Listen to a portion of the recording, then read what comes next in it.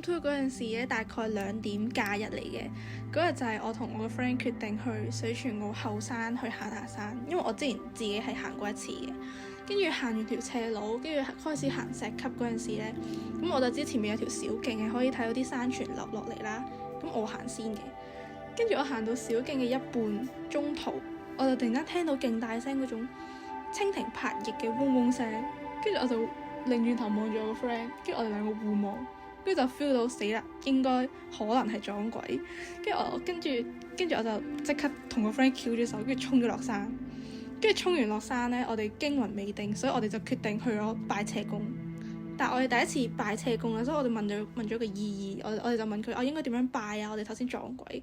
跟住個姨姨就話喺佢度買咗一 set 嘅香先，細香呢就裝喺2個入口門前嘅土地公，跟住大嗰支香呢就去大殿嗰度拜車公。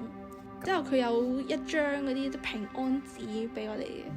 跟住攞完之後，即係揸住喺手就覺得好似心情好翻啲，平復啲。